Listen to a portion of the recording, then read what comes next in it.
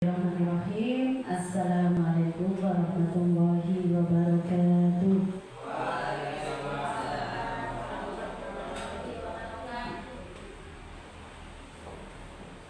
Yang saya hormati Bapak Ibu Guru beserta staf SDN 1 Jeriwo, khususnya Ibu Guru Atria Apriani yang saat ini sedang mengikuti kegiatan CGP angkatan ke-10, dan pada kesempatan ini akan mengadakan kegiatan diseminasi terkait budaya positif di sekolah di SDN 1 Jeriwo.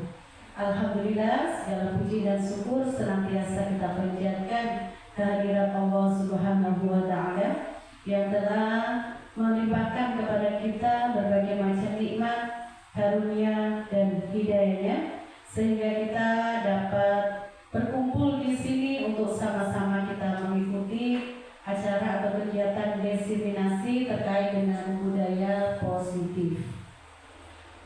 Kemudian sholawat serta salam tak lupa juga selalu kita haturkan kepada junjungan alam baginda Rasulullah Muhammad Sallallahu Alaihi Wasallam.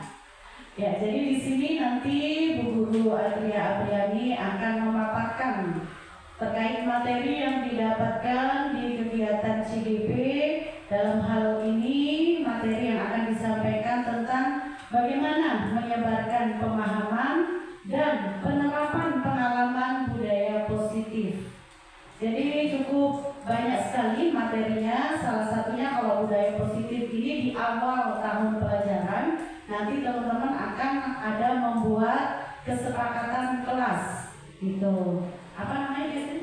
Ya, keyakinan kelas yang biasanya kita sebut kesepakatan, nanti bisa di dalam materi budaya positif ini dinamakan keyakinan kelas. Jadi itu yang di awal tahun pelajaran maupun di awal semesteran harus kita membuat keyakinan kelas untuk sama-sama nanti dilaksanakan oleh Bapak Ibu guru kelasnya dan oleh semua siswa-siswi kita di kelas tersebut. Jadi keyakinan kelas ini bisa dirancang atau disusun bersama-sama dengan anak-anak untuk membuat kesepakatan, bukan dari satu pihak saja, tapi dari kedua belah pihak, dari Bapak Ibu guru kelasnya, dari siswanya. Begitu juga Bapak Ibu guru mapel juga harus membuat keyakinan kelas. Kenapa? Itu yang tetap ada, misalnya untuk sebagai bahan refleksi penilaian teman-teman terhadap karakter anak-anak kita. Ada enggak perubahannya? Ada enggak peningkatannya gitu ya?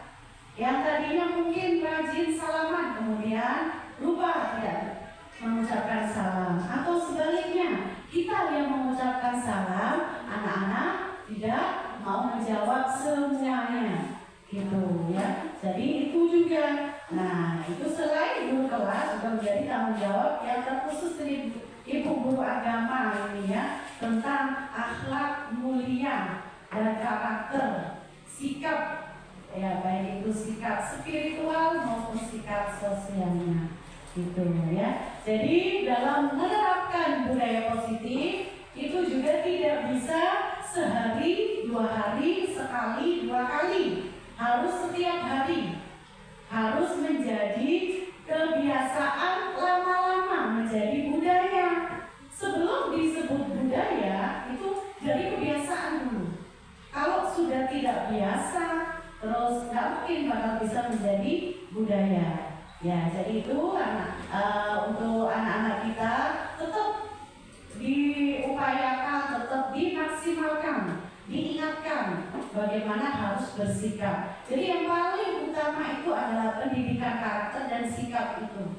Kalau pengetahuan dan keterampilan itu bisa dibentuk dan bisa diolah gitu. Tapi kalau budaya karakter, budaya positif, karakter akhlak mulia, kemudian tata krama, sopan santun itu udah paling utama sudah. Kalau sudah punya sikap yang baik, insya Allah dengan pengetahuan itu bisa dia dapatkan gitu. Karena dari sikap ini sebetulnya dari kepribadian dan karakter itu.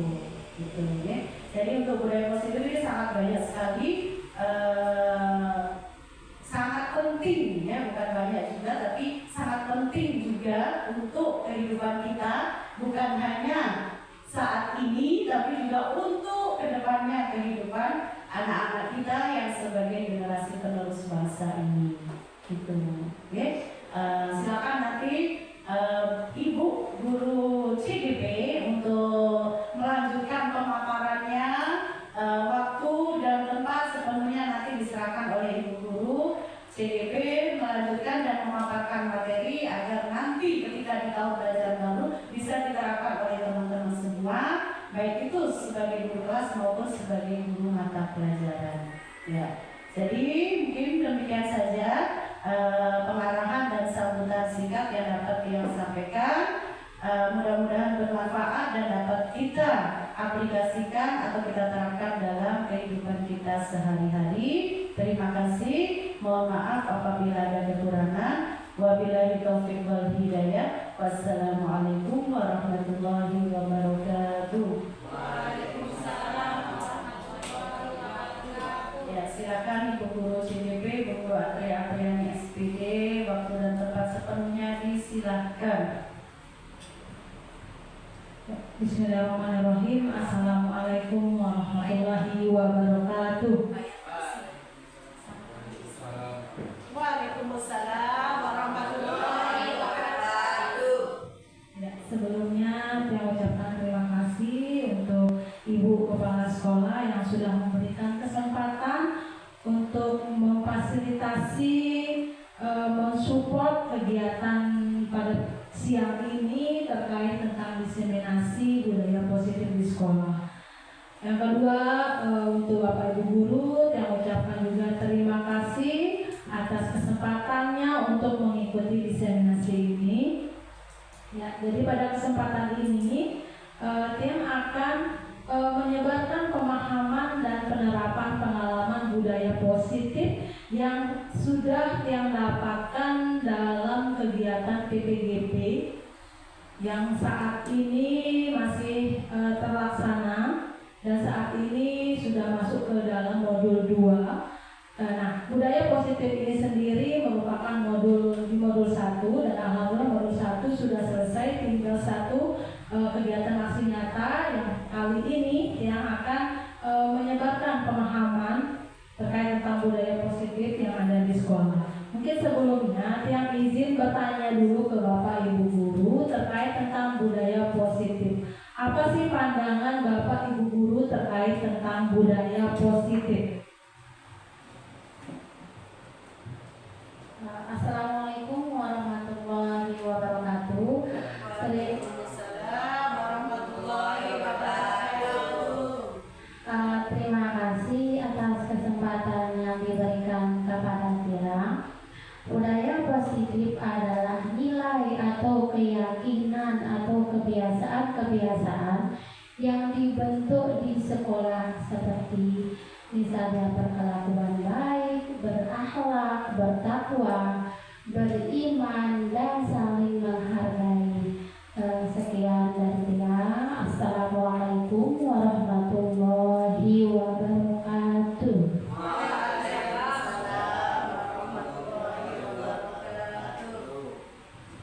Terima kasih Bu Guru atas penyampaiannya terkait tentang budaya positif. Benar sekali, budaya positif adalah nilai-nilai yang akan kita tanamkan, yang akan kita terapkan di dalam sekolah, ya.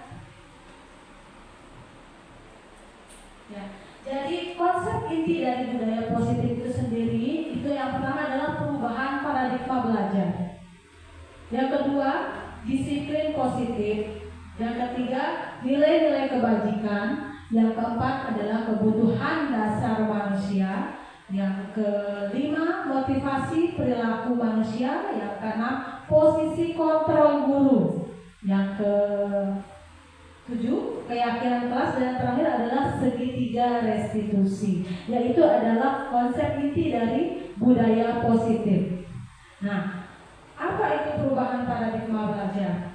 Nah, jadi perubahan paradigma belajar itu merupakan pembelajaran yang dirancang berdasarkan prinsip pembelajaran berdiferensiasi sehingga para peserta didik belajar sesuai dengan kebutuhannya berdasarkan tahap perkembangan sesuai teori psikologis modern untuk mewujudkan profil pelajar Pancasila. Jadi paradigma baru kita ini adalah kita mengajar murid kita itu sesuai dengan kebutuhan anak didik kita.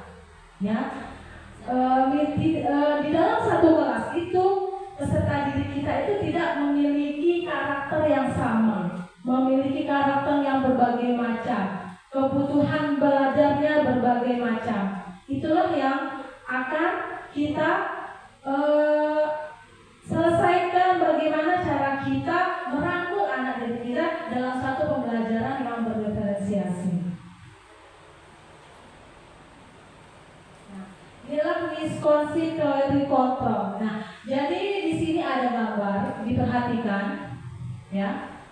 Ada gambar di sana, ada kita memisahkan tangan itu adalah tangan seorang guru yang di bawahnya adalah murid. Ya, jadi selama ini ilusi guru itu adalah mengontrol muridnya, ya, mengontrol murid itu akan menjadi seperti apa. Kita mau ke kanan, kita arahkan dia ke kanan, kita mau ke kiri, kita arahkan dia ke kiri. Itulah miskonsepsi yang terjadi, ya, miskonsepsi teori kontrol, ya. Nah, ada juga bahwa ilusi bahwa kritik dan pembuat merasa bersalah mampu menguatkan karakter.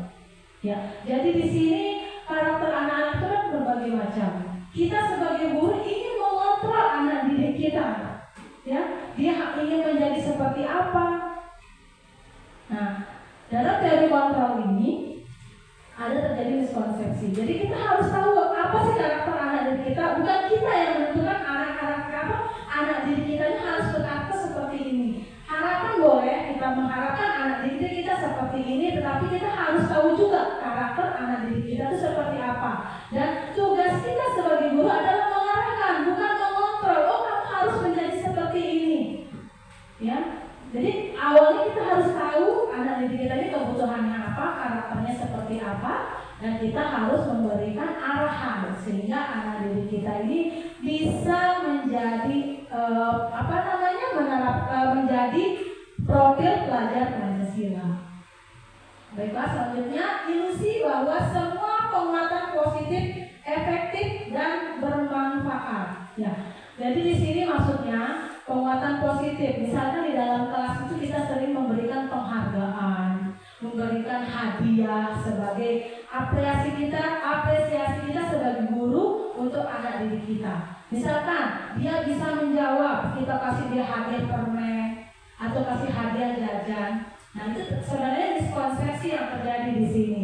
Karena apapun bentuk penghargaan yang berupa hadiah itu juga sebenarnya walaupun kita bilang dia positif, itu imbasnya atau efeknya itu hanya sementara. Jadi anak didik kita ini nanti akan merasa dirinya saya harus bisa menjawab, dia bisa mendapatkan hadiah. Dia tidak jangka panjang. Jadi motivasi intrinsik dari diri siswa itu tidak akan muncul. Ketika dia ingin melakukan sesuatu, dia ingin mengharapkan imbalan. Itulah miskonsepsinya. Nah, yang selanjutnya ilusi bahwa orang dewasa berhak memaksa. Mungkin di sini kita semua mengetahui, ya, kita sebagai guru kadang ada awalnya ingin kita anak didik kita ini seperti ini, biar dia bisa menjadi anak yang kita harapkan, yang memiliki nilai positif dalam dirinya, tetapi kita tidak boleh memaksakan kepada anak didik kita. Kita sebagai orang dewasa tidak boleh memaksakan apa keinginan kita.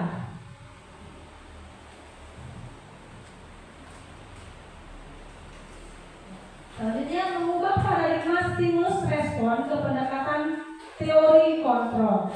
Nah, di mana kita ketahui bahwa realitanya ya kebutuhan kita itu sama. Kita berpikirnya semua kebutuhan kita sama. Nah, kita harus mengubah paradigma itu bahwa kebutuhan kita di dalam kelas itu berbeda. Anak murid kita itu kebutuhannya berbeda, tidak sama. Selanjutnya, semua orang melihat hal yang sama. Nah, sedangkan di teori kontrol itu setiap orang memiliki gambaran yang berbeda. Ketika kita memberikan pernyataan seperti ini, belum tentu otak yang satu dengan otak yang lain itu kadang memiliki kesamaan pemikiran. Jadi di sini kita sebagai gurunya harus welcome, harus terbuka bagaimana anak didik kita yang berbeda-beda. Selanjutnya kita mencoba mengubah orang agar berpandangan sama dengan kita. Ya, jadi di sini kita ingin mengubah orang tersebut itu harus sama dengan pikiran kita, harus sama dengan pandangan kita. Tetapi di teori kontrol itu dia semua kita berusaha memahami pandangan orang lain tentang dunia. Jadi kita tidak boleh Jadi kita tidak boleh memaksakan bahwa orang itu harus mengikuti apa yang ada dalam pikiran kita. Jadi semua orang itu punya pikiran masing-masing dan kita tidak boleh pikiran saya seperti ini, kamu harus begini. Jadi tidak boleh seperti itu. Itu bertentangan dengan teori kontrol. Selanjutnya, perilaku buruk dilihat sebagai suatu kesalahan. Nah, kita sebagai guru di sekolah sering ya, bahkan saya sendiri pun ketika anak kita itu melakukan kesalahan ya, melakukan sesuatu yang buruk, pasti kita menganggap itu sebuah kesalahan. Tetapi di teori kontrol itu semua perilaku itu memiliki tujuan. Jadi ketika anak yang kita bilang anak itu berbuat buruk, yang pemandangan kita seperti itu, tapi di teori kontrol anak yang berpikiran buruk pasti dia memiliki tujuan kenapa dia seperti itu, kenapa dia melakukannya. Nah, selanjutnya orang lain bisa mengontrol saya. Jadi kita ini begadang berpikir orang lain bisa mengontrol kita. Kamu harus seperti ini. Oh iya. Nah, tapi di teori kontrol itu jadi hanya kita sendiri yang bisa mengontrol diri kita. Hanya diri kita sendiri yang bisa mengontrol diri kita. Saya bisa mengontrol orang lain, ya masih mirip dengan pernyataan yang di atas, ya.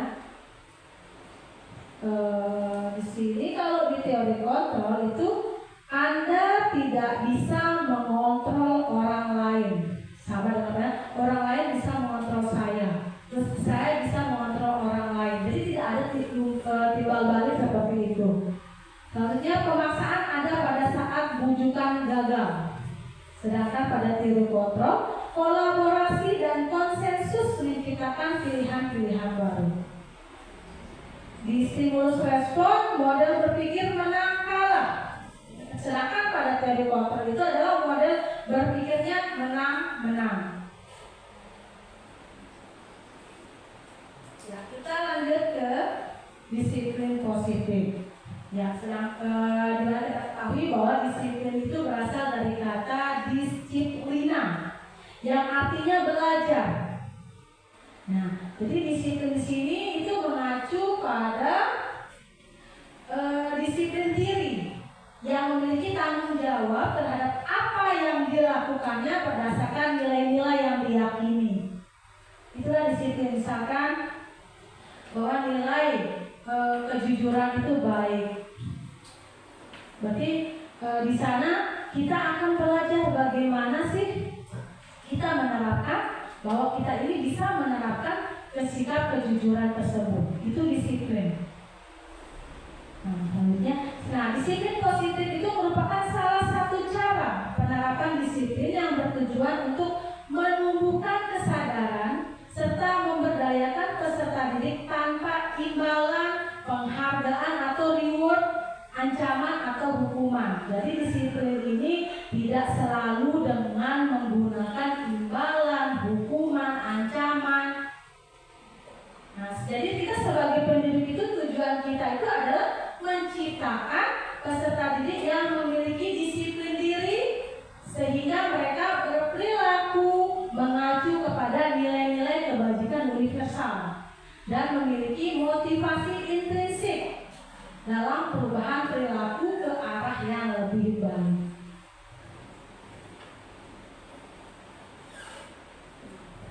dijelaskan di sana disiplin positif itu mengacu kepada nilai-nilai kebajikan universal. Nah, di sini ada nilai-nilai kebajikan, ya. Jadi nilai-nilai kebajikan itu adalah nilai yang sudah kita sepakati bersama, nilai yang sudah disepakati bersama itu terlepas dari suku, bangsa, agama, bahasa maupun latar belakang. Itu nilai kebajikan.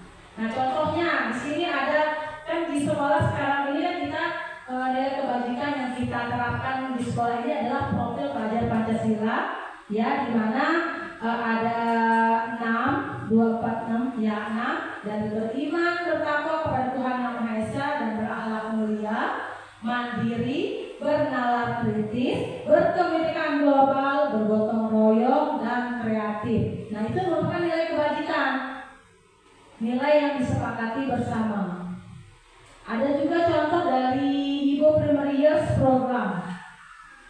Di sini nilai kebajikannya adalah toleransi, rasa hormat, integritas, mandiri, menghargai, antusias, empati, keingintahuan, kreativitas, kerjasama, percaya diri, komitmen. Nah, ada juga contoh nilai kebajikan itu 9 pilar karakter. Ya, salah satunya di sana ada cinta Tuhan dan segenap ciptaannya, kemandirian dan tanggung jawab, kejujuran, hormat, dermawan, percaya diri, gotong royong, kepemimpinan, toleransi, kedamaian, dan kesatuan. Itu contoh-contoh dari nilai kebajikan. Oke, kita biar lebih segar kita ice breaking dulu. Nah, ini kita ice breaking dulu. Tepuk tangan. Kita ice breaking, kita sambung kata, sambung cerita. Jadi nanti boleh nggak ceritanya apa aja, boleh cerita bercerita.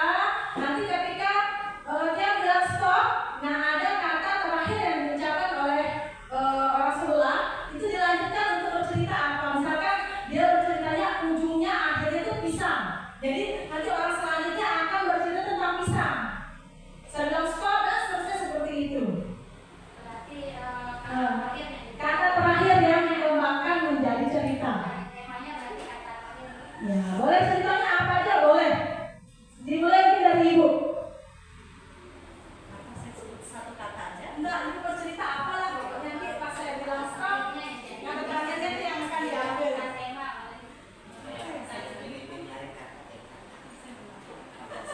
Ya benar, kayak lagunya Upin Ipin benar. Jangan kok kan. Ular, oh ular, kenapa apa?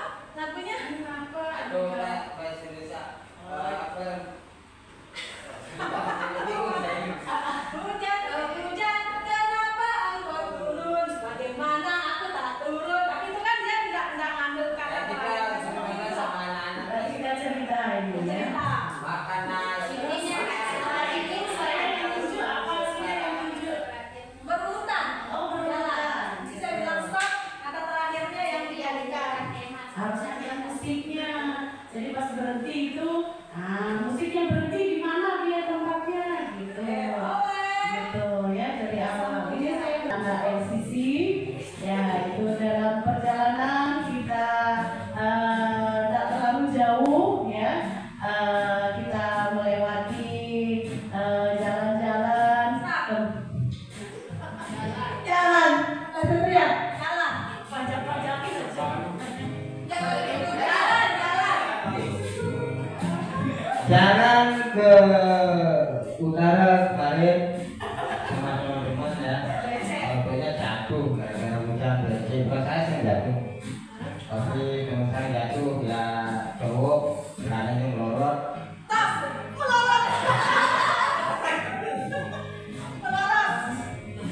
Untuk memperbaiki celana yang melorot itu harus ada kejadian teman saya celananya melorot. Nah, terus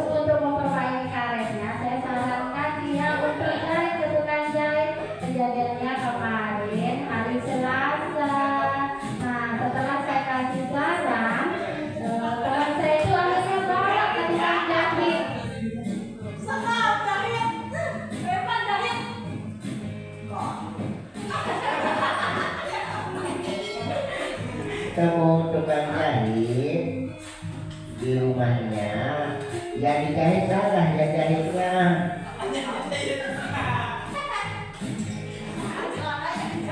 Tapi yang dijahit ada bajunya, seharusnya Setelah itu dia ganti baju langsung pulang. Langsung tidur.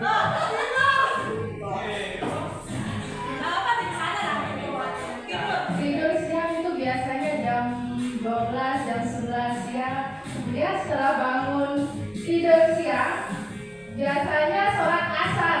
Setelah sholat asar baru melakukan kegiatan yang lain seperti belajar misalnya, makan.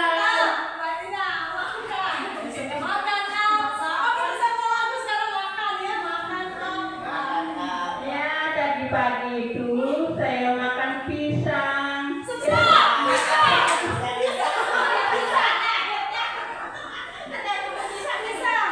Pagi-pagi tadi kita dapat hadiah pisang dari wali murid. Kemudian saya disuruh rebus pisang sama bu kepala sekolah. Pas itu saya tinggal yang hampir aja dia gosong.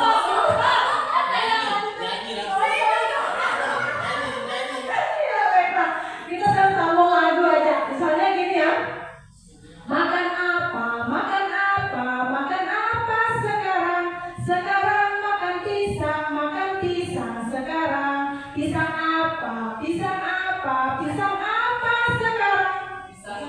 Pisang goreng. Pisang goreng. Pisang goreng. Pisang goreng. Pisang goreng harganya apa? Sekarang. Goreng apa? goreng apa sekarang? Pisang goreng.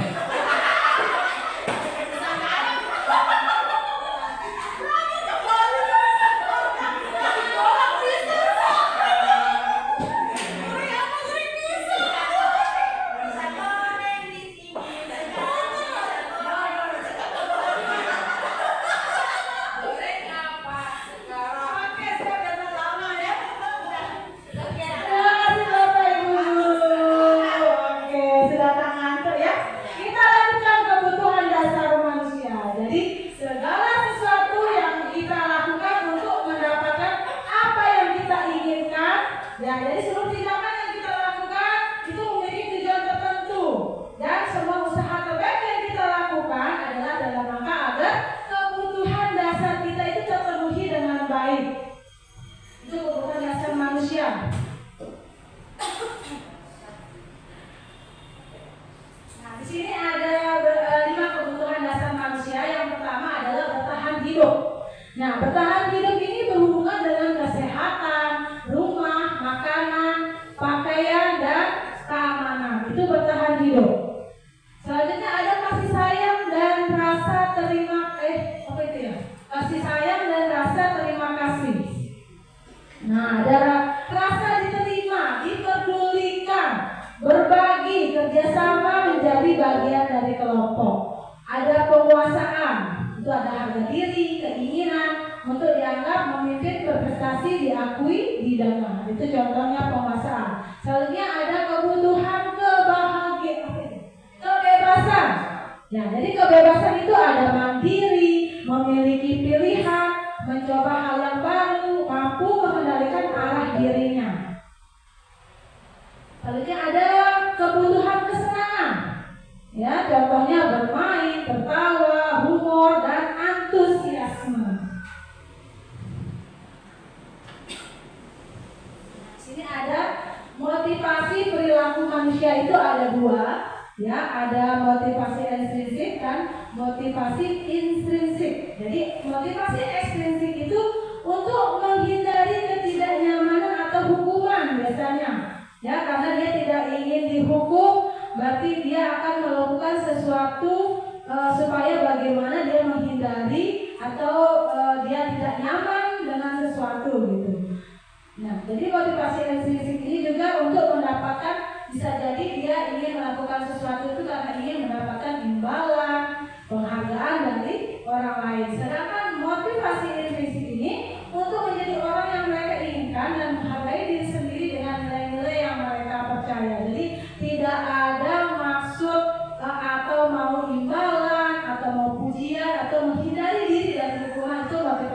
fisik. Nah, sekarang kita masuk ke perbedaan dari hukuman, konsekuensi, dan restitusi. Ya, seperti yang ada di tayangan, gambar yang pertama itu adalah kita melihat bahwa ada siswa yang sedang dihukum, ya.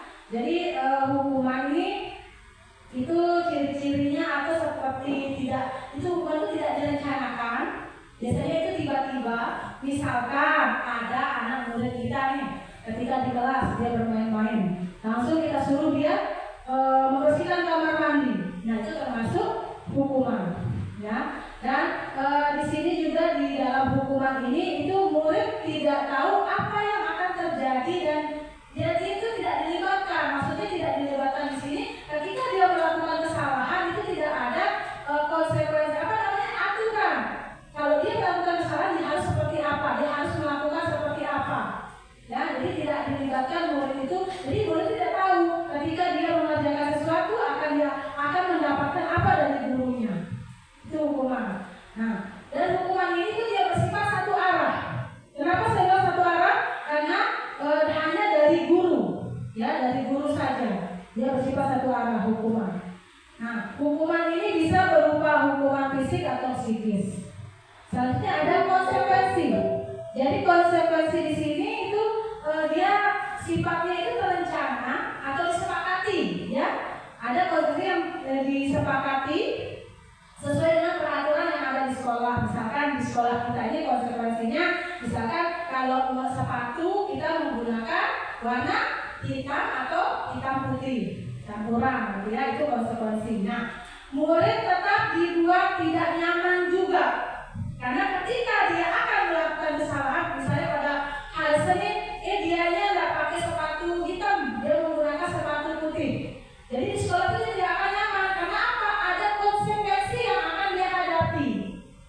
Konsekuensi yang sudah kita sepakati, misalnya ketika dia melanggar aturan itu, pasti ada konsekuensi yang akan dia dapatkan. Misalkan dia akan dihukum, misalnya membersihkan halaman, itu juga tidak membuat siswa nyaman.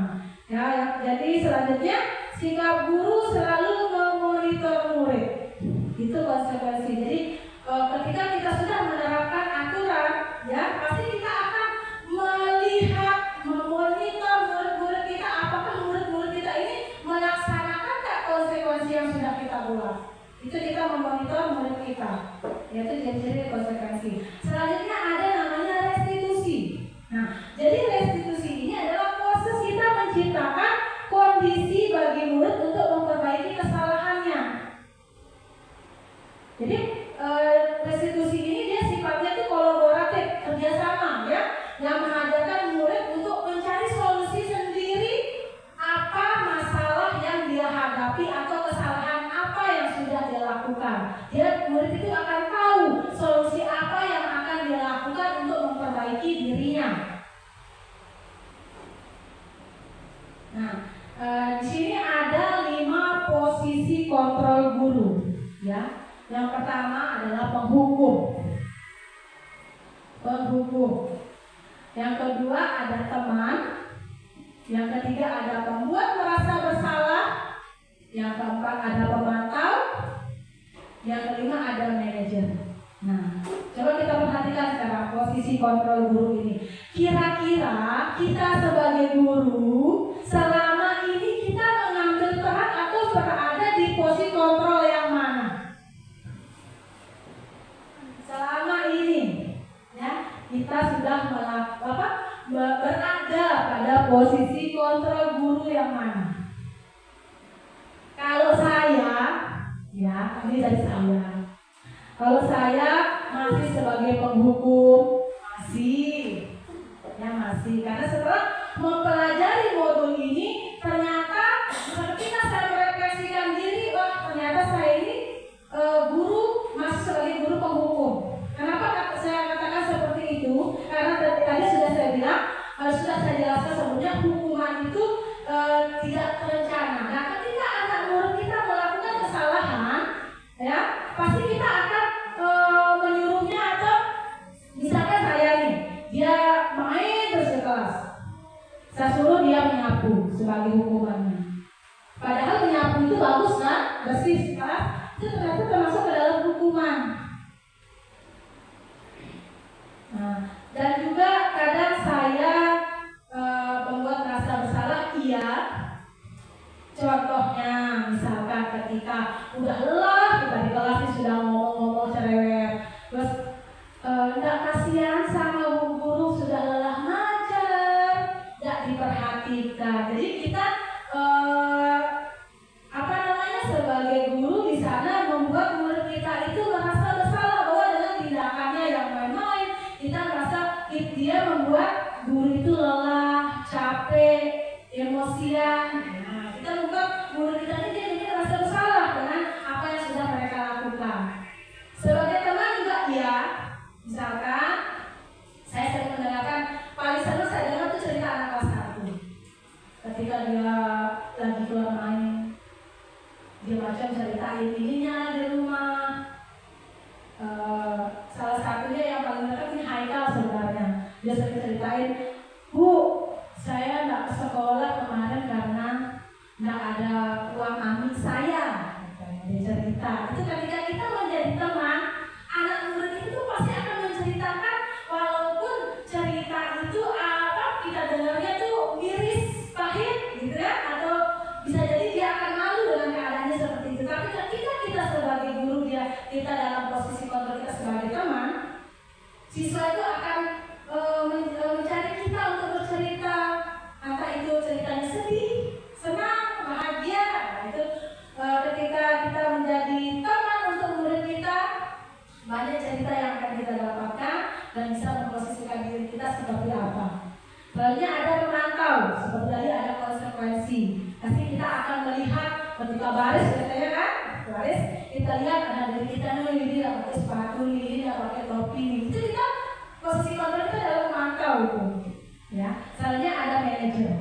Nah, manajer di sini itu dia tidak memantau, dia tidak menghukum, dia tidak membuat rasa bersalah, ya, tapi dia terbuka. Walaupun kesalahan sebesar apapun yang akan dia lakukan, ketika kita merasa diri dalam posisi manajer, itu akan terbuka. Kenapa anak ini seperti ini? Pasti dia ada tujuannya. Kita akan mikir seperti itu dan mencari jalan keluar supaya apa yang dihadapi murid kita itu bisa terselesaikan. 5 posisi kontrol guru. Ya, di sini ada kasusnya siswa tidak memakai atribut lengkap saat upacara bendera. Ini seperti yang kita alami ya di sekolah. Bukan di sekolah kita aja, mungkin di sekolah. Nah, di sini penghukum. Nah, ketika siswa kita ini tidak memakai atribut, kita sebagai misalnya kita dalam posisi kontrol sebagai penghukum, pasti kita misalnya suruh hormat bendera selama 1 jam. Itu contoh hukuman. Penghukum, posisi kontrol guru sebagai penghukum. Yang kedua, posisi kontrol guru itu sebagai pembuat merasa bersalah. Nah, di sini ada beberapa kali Bapak Ibu guru harus memberitahu kamu. Kamu selalu mengecewakan Bapak Ibu. Nah, ketika kita sering melihat anak didik kita ini dia aja yang nggak lengkap atributnya. Nah, kita bilang nih, saya Bu Guru kecewa, kamu terus yang jadi di sana kita sudah berada membuat diri kita itu berada di posisi pembuat rasa bersalah. Selanjutnya ada sebagai teman. Nah, di sini ada contohnya nih, ketika murid kita ini tidak menggunakan atribut. Ayo dong ikuti aturan sekolah. Tolong bantu Bapak Ibu guru ya sekali ini. Dia sudah tidak apa-apa, lain kali jangan sampai berbuat seperti ini lagi ya. Itu posisi kontrol kita sebagai teman. Jadi ketika anak didik kita itu melakukan dalam kasus tersebut tidak memakai atribut, jadi kita itu kayak biasa ngomong sama murid kita, ya. Dan ada juga sebagai pemantau. Nah, di sini sebagai pemantau dalam kasus tersebut bahwa contohnya misalnya kamu sudah melanggar peraturan sekolah, kamu tahu konsekuensinya. Setelah upacara kamu beli atributnya ke koperasi dan jangan diulangi lagi. Itu sebagai pemantau contohnya. Nah, ini sebagai sebagai manajer. Ya, apa kamu tahu kesalahanmu? Nah di sini guru itu menanyakan dulu kenapa, kesalahannya apa. Nah kira-kira bagaimana kamu memperbaiki kesalahanmu, dan guru akan menstimulus siswanya supaya mencari solusi sendiri bagaimana untuk menyelesaikan permasalahan yang dihadapi. Nah sekarang Bapak Ibu guru dari contoh-contoh tadi kira-kira bisa kita merefleksikan diri saat ini, sampai saat ini sudah di manakah posisi kontrol kita sebagai guru? Kalau saya tergantung situasi dan kondisi, bisa semuanya. Ya, kalau saya semuanya. Ya, tergantung situasi dan kondisi dan kasusnya. Gitu yang dialami itu.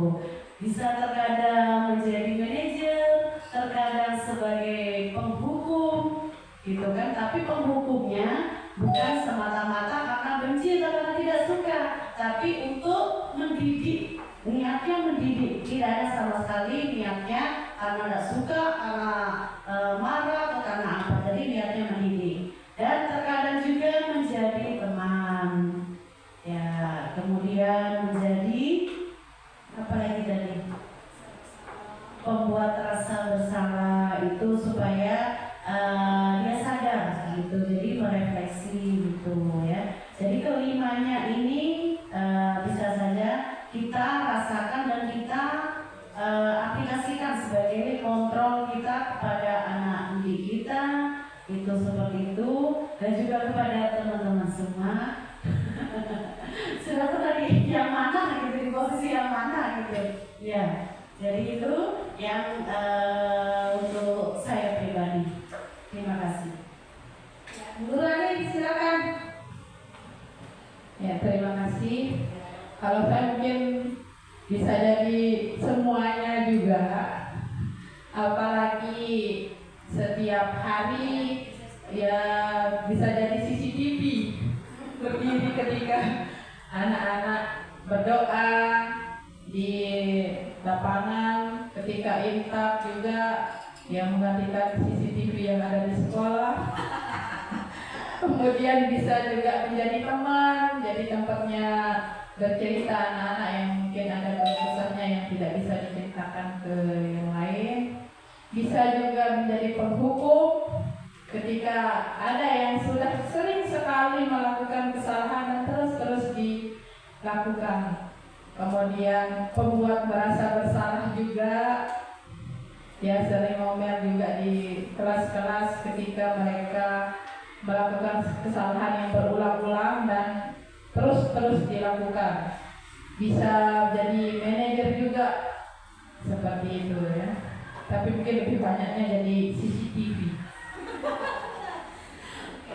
Ya, terima kasih Bapak Ibu guru atas tanggapannya.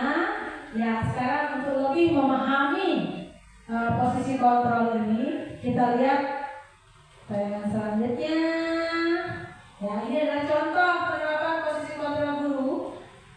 Oke, sudah ini tadi ya. Oke. Nah, sekarang kita mau tahu dengan kalimat yang ada, posisi kontrol apakah aku? Saya kecewa sekali dengan kamu. Kira-kira itu di posisi kontrol yang mana? Saya kecewa sekali dengan kamu. Iya, betul, membuat rasa bersalah. Oke. Selanjutnya, posisi kontrol apakah aku? Kamu tidak pernah benar melakukannya. Apa kira-kira? Kamu tidak pernah benar, ya? Pemantau. Oke. Lanjut.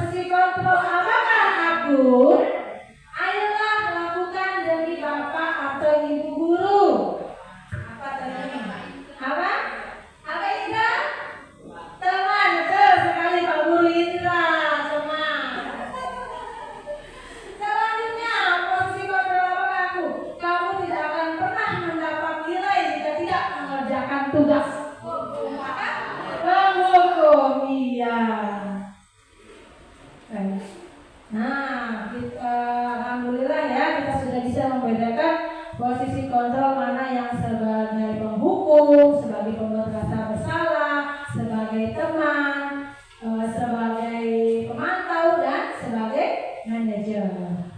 Baiklah, kita masuk ke keyakinan kelas. Nah, di sini saya ingin menanyakan, mengapa keyakinan kelas? Mengapa bukan keyakinan? Peraturan, sorry.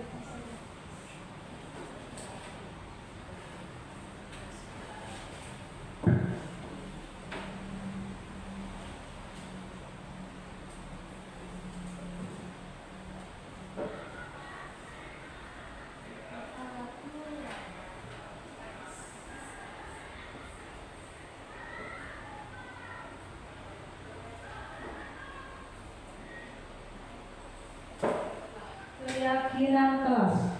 Mengapa keyakinan kelas? Mengapa bukan peraturan kelas di sini?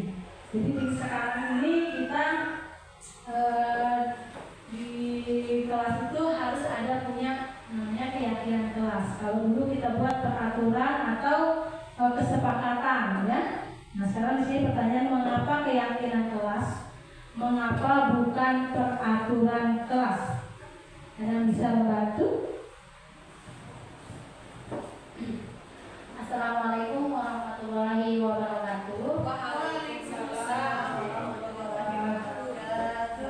Terima kasih atas kesempatan yang diberikan. Sedikit di sini yang mencoba menguraikan mengapa keyakinan kelas bukan peraturan. Kalau keyakinan kelas itu dibentuk dari kalimat-kalimat yang positif dan dibentuk oleh guru dan kesepakatan antara guru dan muridnya. Sedangkan kalau peraturan kelas itu dalam bentuk uraian yang agak panjang, itu pun mutlak harus dipatuhi sesuai dengan aturannya. Sekalipun juga keyakinan kelas itu harus mutlak dipatuhi, tapi itu lebih ke arah membentuk keyakinan yang ada pada diri siswa itu agar tidak merasa mungkin diskriminasi atau apa. Sedangkan kalau menurutnya kalau peraturan itu sudah sifatnya harus yang agak lebih diskriminasi mungkin. Sekian dari Tiang. Assalamualaikum warahmatullahi wabarakatuh. Ada yang mau menambahkan? Bu, lanjut. Ya, benar sekali. Jadi mengapa keyakinan kelas? Mengapa bukan peraturan kelas? Kita kembali lagi ke motivasi ekstrinsik dan motivasi intrinsik. Ya. Nah, misalkan ini ada peraturan kita harus menggunakan helm ketika berkendara. Itu peraturan apa keyakinan?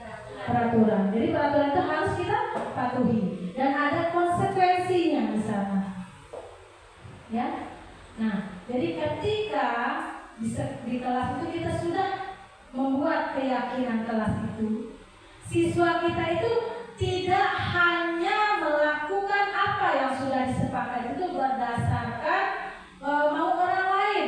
Misalkan dia takut dihukum, tidak. Jadi keyakinan kelas itu memang benar-benar memotivasi diri siswa itu sendiri dari dalam dirinya, bukan dari orang lain.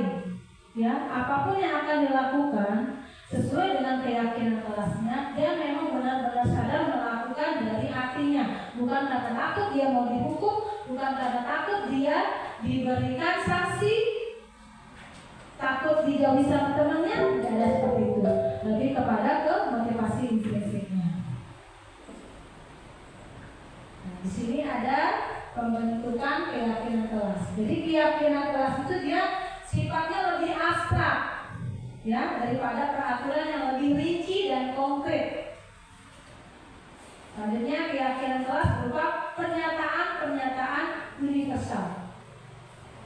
Ada juga menyatakan bahwa keyakinan kelas itu merupakan pernyataan kelas yang senantiasa dibuat itu dalam bentuk kalimat positif. Misalkan di dalam biasanya kalau peraturan kelas dilarang membuang sampah sembarangan. Itu peraturan. Tetapi ketika kita mau membuat keyakinan kelas, kalimat tidak itu kita ubah menjadi kalimat positif.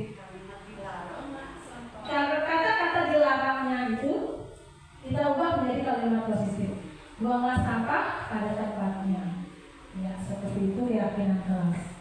Oke, keyakinan kelas hendaknya tidak terlalu banyak sehingga mudah diingat, dipahami oleh semua warga sekolah. Tidak terlalu banyak seperti peraturan di sini peraturannya. Keyakinan kelas kita buat singkat dan bisa dipahami oleh siswa kita. Terus keyakinan kelas sebaiknya sesuatu yang dapat diterapkan di lingkungan tersebut, yang bisa diterapkan di lingkungan sekitarnya. Nah, selanjutnya ada semua warga kelas hendaknya ikut berkontribusi dalam pembuatan keyakinan kelas lewat kegiatan curah pendapat. Jadi ketika kita membuat keyakinan kelas, itu bukan gurunya yang menentukan. Jadi semua murid kita libatkan. Kita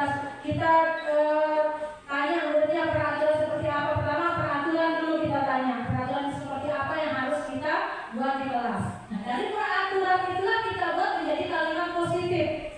Dari kalimat positif itu kita tentukan nilai-nilai kebajikannya, nilai-nilai universalnya. Nah, kalau kita tentukan, barulah kita membuat keyakinan kelas.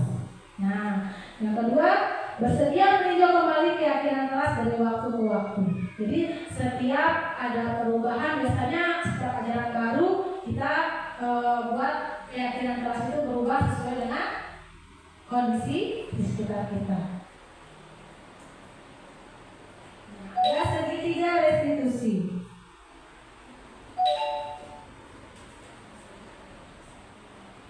Ya, materi terakhir segitiga restitusi. Nah, di sini ada gambar ya, ada gambar segitiga. Ya, tadi sudah dijelaskan restitusi. Ada yang masih ingat? Ya, jadi satu proses bagaimana kita berdialog dengan murid, bagaimana kita membuat murid kita itu sadar apa kesalahannya dan bisa mencari sendiri solusinya. Itu restitusi. Nah, di sini ada segitiga restitusi. Yang pertama adalah kita ada langkahnya. Yang pertama adalah menstabilkan identitas. Yang kedua ada validasi tindakan yang salah. Yang ketiga adalah menanyakan keyakinan kelas. Jadi di dalam segitiga restitusi ini kita harus mempunyai keyakinan kelas. Jadi nanti mungkin di pelajaran baru kita harus membuat keyakinan kelas sehingga ketika ada murid kita yang berkasus, ada yang bermasalah, ada yang melanggar aturan, melanggar konsekuensi, bisa kita menerapkan segitiga restitusi ini. Dan alhamdulillah saya kemarin sudah menerapkan meskipun masih dalam skenario, tetapi mulai pelan-pelan ketika ada anak yang melakukan kesalahan, saya mencoba untuk menerapkan segitiga restitusi ini. Bagaimana caranya kita lihat. Yang pertama adalah kita menstabilkan identitas. Nah, di sini ya berdasarkan prinsip pembuat kesalahan adalah bagian dari proses pembelajaran. Jadi ketika anak itu melakukan kesalahan, kita tidak langsung menjudge anak ini salah, tidak membuat anak ini merasa bersalah. Jadi ada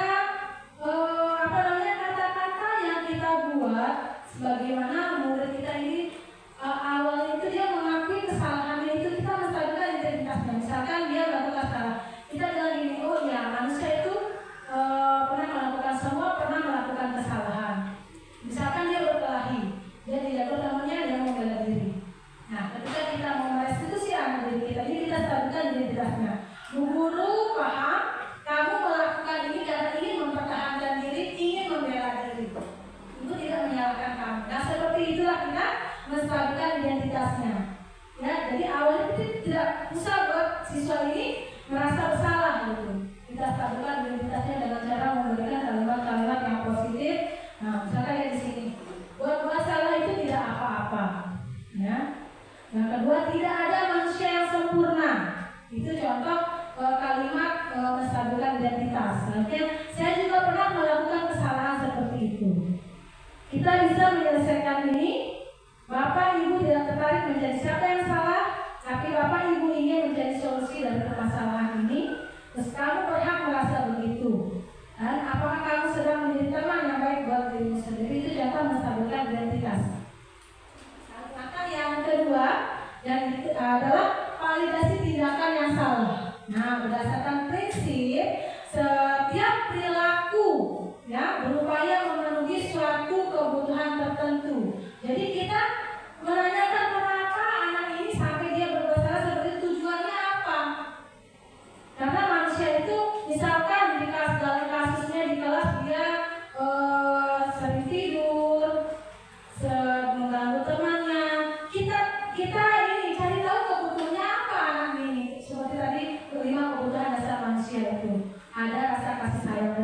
sebagai guru, mungkin anak ini butuh kasih sayang dari gurunya, butuh perhatian dari gurunya. Nah, itu dia. Di sini kita bisa contoh kalimatnya adalah padahal kamu bisa melakukan yang lebih buruk dari ini ya. Maksudnya di sini ketika anak itu dia ketika diejek sama temannya. Nah, dia balas mukul, tapi mukulnya tidak parah gitu kan. Nah, ketika itu langsung gurunya bilang, padahal kamu bisa melakukan lebih buruk dari ini ya. Maksudnya siswanya itu pasti bisa lebih dari dia memukul temannya gitu kan. Itu maksudnya kalimat di sini. Nah, kamu pasti punya alasan mengapa melakukan hal itu. Kita mencari tahu ya fondasi kesalahannya, kenapa sampai dia melakukan hal tersebut. Selanjutnya, kamu patut bangga pada dirimu sendiri karena kamu telah melindungi sesuatu yang penting buatmu, dan kamu boleh mempertahankan sikap itu, tapi kamu harus menambahkan sikap yang baru. Langkah yang terakhir adalah menanyakan keyakinan. Ya, jadi berdasarkan prinsip teori kontrol bahwa pada dasarnya itu kita termotivasi secara intrinsik dari dalam diri kita, bukan dari orang lain. Ya, nah di sini biasanya apa contoh kalimatnya? Itu apa yang kita percaya sebagai kelas atau keluarga. Nah dari sini kita merangkul diri kita ini. Nah, apa nilai-nilai umum yang kita telah sepakati? Kita tanyakan keyakinan kelas yang sudah disepakati.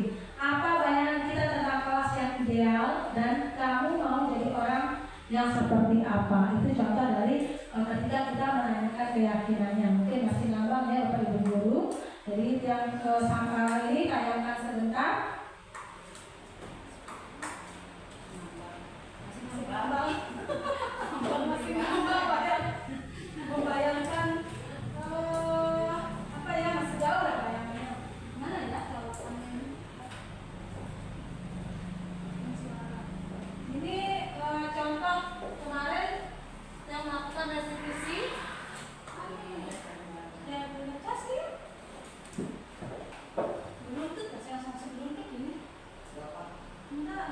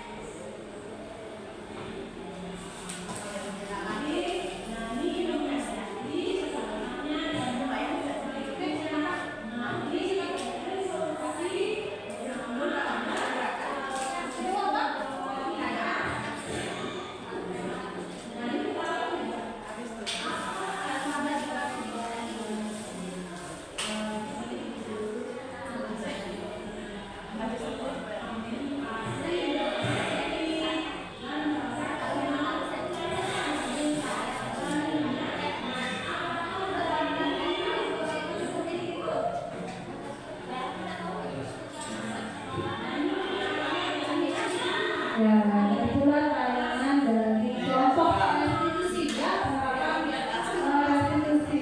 Nah, ada ya, cuma tadi ya.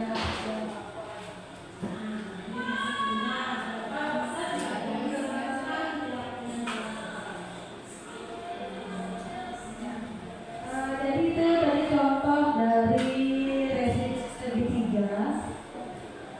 Dan semoga ya dengan contoh tayangan tadi kita bisa menerapkan di sekolah kita ya cara seperti itu restitusi segitiga ya, dimana kita memposisikan diri kita sebagai manajer ya, karena selama ini kita memang semua posisi kontrol itu tidak kita perankan, sudah kita lakukan.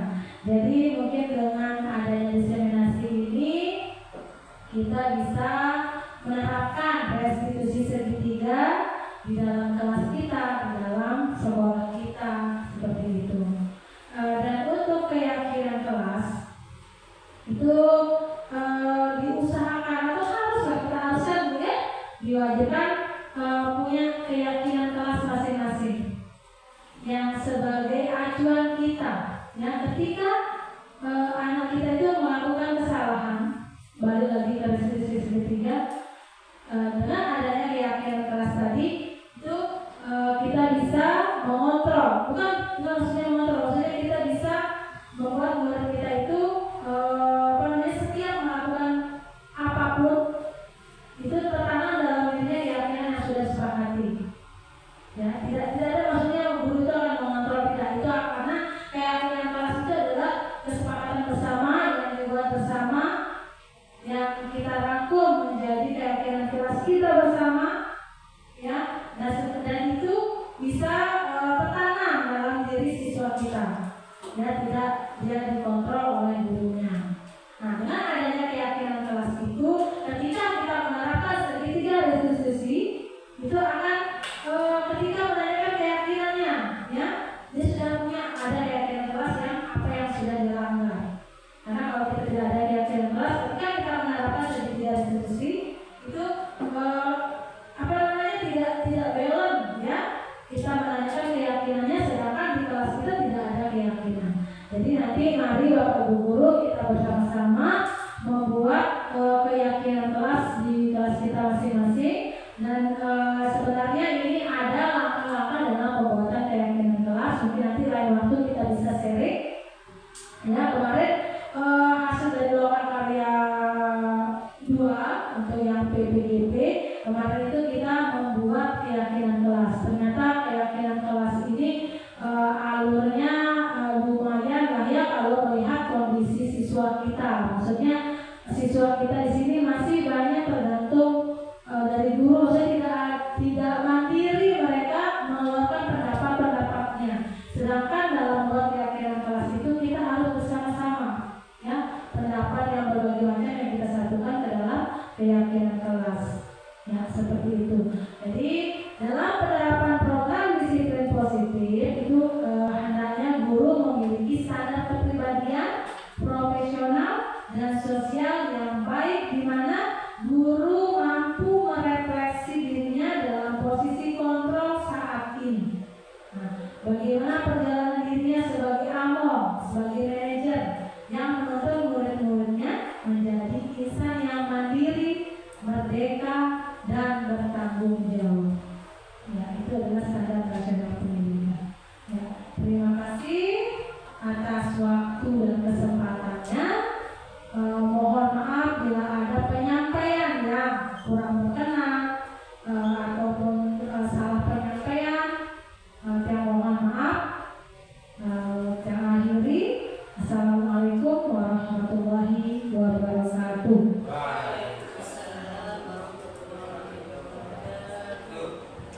Ya, baik. Demikian paparan dan juga penjelasan yang panjang dan lebar. Kemudian sharing atau berbagi praktik baik dari Ibu Guru CGP, Bu Guru Atria Apriani SPD, yang membuat kita semakin paham bahwa yang selama ini mungkin kita hanya dengar-dengar saja,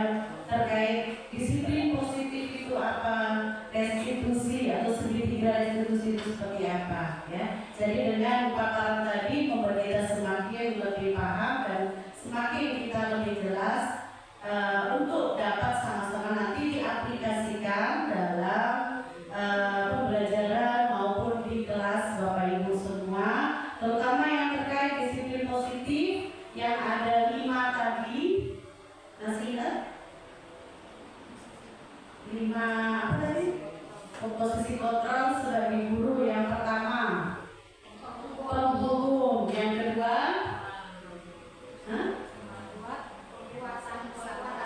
membuat rasa bersalah, yang ketiga, teman, nah yang keempat, pemantau, yang CCTV, yang kelima, manajer. Nah, jadi 5-5-nya itu sebetulnya sudah semua sering kita terapkan di waktu dan di kasus yang berbeda-beda. Tetapi sebetulnya itu boleh tidak kita sebagai penghukum, Bu Guru? Nah, tidak boleh sebetulnya kita sebagai penghukum. Dari 5 itu mana yang boleh kita lakukan? Sebagai apa? Teman. Pembuat rasa bersalah boleh apa enggak?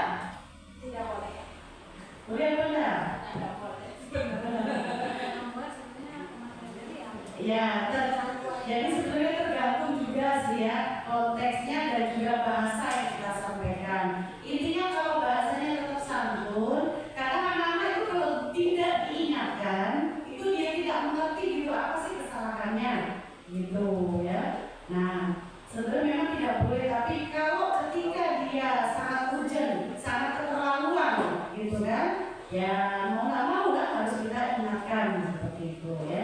Jadi yang boleh itu sebagai teman, sebagai manajer dan pemantau. Bagaimana teman bisa tahu, misal Bapak Ibu tahu anak ini melakukan kesalahan kalau tidak dipantau, gitu kan? Ya, jadi boleh gitu ya. Yang penting intinya kembali lagi ke komunikasi dan bahasa itu ya. Nah kemudian harapannya tadi yang seperti disampaikan Bu Ad, ya memang bisa saja kita kumpul, duduk bersama dulu, membuat keyakinan kelas masing-masing. Sebetulnya bisa berbeda-beda. Jadi teman-teman Bapak Ibu guru buat dengan anak muridnya di kelasnya, buat keyakinannya seperti apa. Gitu, nggak mesti harus sama setiap kelas, tetapi ada garis besarnya, tidak jauh dari aturan dan juga tata tertib sekolah kita, gitu ya.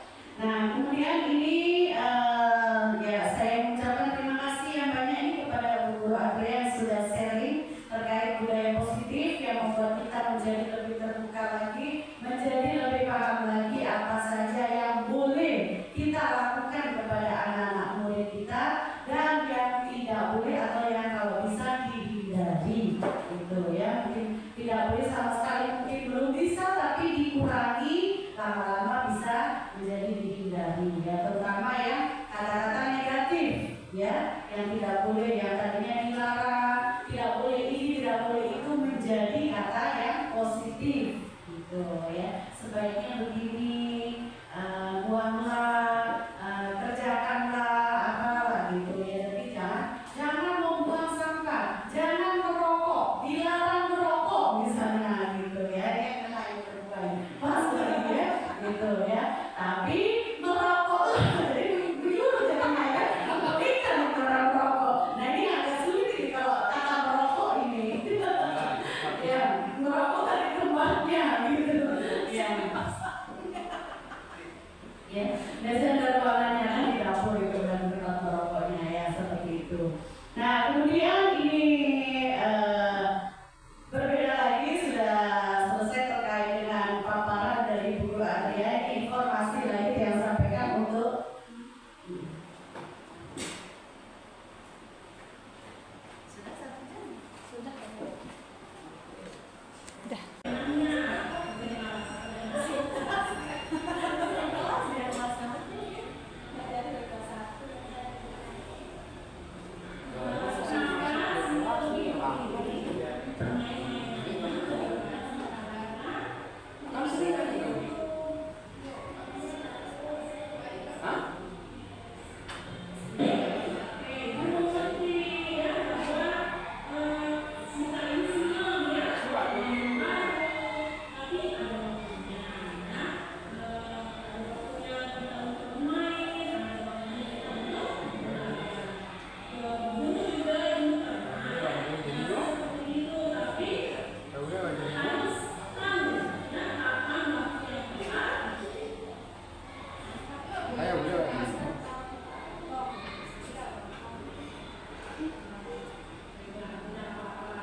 Thank you.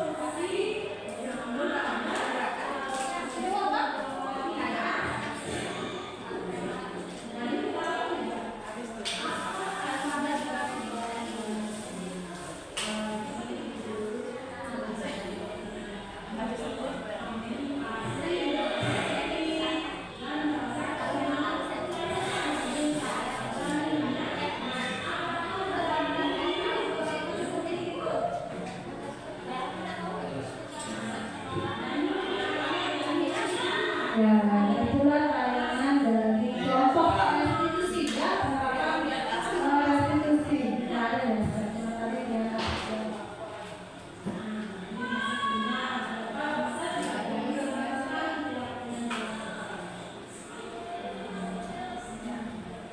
Jadi itu tadi contoh dari restitusi segitiga. Dan semoga ya dengan contoh tayangan tadi kita bisa menerapkan di sekolah kita ya cara seperti itu restitusi segitiga ya, dimana kita memposisikan diri kita sebagai manajer ya, karena selama ini kita memang semua posisi kontrol itu kita perankan, sudah kita lakukan. Jadi mungkin dengan adanya diseminasi ini kita bisa menerapkan restitusi segitiga di dalam kelas kita, di dalam sekolah kita, seperti itu. Dan untuk keyakinan kelas itu diusahakan atau harusnya diwajibkan punya keyakinan kelas masing-masing yang sebagai acuan kita ya, ketika anak kita itu melakukan kesalahan, balik lagi ke restitusi segitiga, dengan adanya keyakinan kelas tadi itu kita bisa mengontrol, bukan maksudnya mengontrol, maksudnya kita bisa membuat murid kita itu setiap melakukan apapun itu tertanam dalam dirinya keyakinan yang sudah sepakati ya, tidak ada maksudnya guru itu akan mengontrol, tidak, itu karena keyakinan kelas itu adalah kesepakatan bersama yang dibuat bersama, yang kita rangkum menjadi keyakinan kelas kita bersama ya, dan itu bisa tertanam dalam diri siswa kita ya, tidak dia dikontrol oleh gurunya. Nah, dengan adanya keyakinan kelas itu, ketika kita menerapkan segitiga restitusi itu akan ketika menanyakan keyakinannya ya, dia sudah punya ada keyakinan kelas yang apa yang sudah dilanggar. Karena kalau kita tidak ada keyakinan kelas, ketika kita menerapkan segitiga restitusi itu tidak balance ya, kita menanyakan keyakinannya sedangkan di kelas kita tidak ada keyakinan.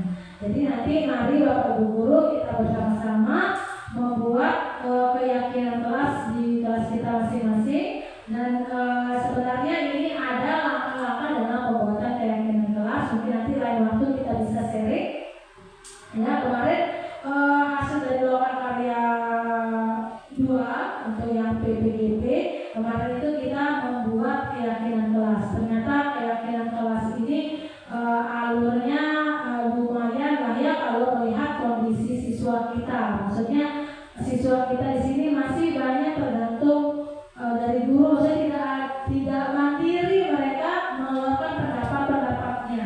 Sedangkan dalam membuat keyakinan kelas itu kita harus bersama-sama ya, pendapat yang berbagai macam yang kita satukan ke dalam keyakinan kelas ya, seperti itu. Jadi dalam penerapan program disiplin positif itu hendaknya guru memiliki standar kepribadian, profesional dan sosial yang baik, di mana guru mampu merefleksi dirinya dalam posisi kontrol saat ini. Nah, bagaimana perjalanan dirinya sebagai among, sebagai manajer yang menuntun murid-muridnya menjadi insan yang mandiri, merdeka, dan bertanggung jawab. Ya, itu adalah standar nasional pendidikan. Ya, terima kasih atas waktu dan kesempatannya. Mohon maaf bila ada penyampaian yang kurang berkenan ataupun salah penyampaian. Saya mohon maaf. Saya akhiri. Assalamualaikum warahmatullahi wabarakatuh.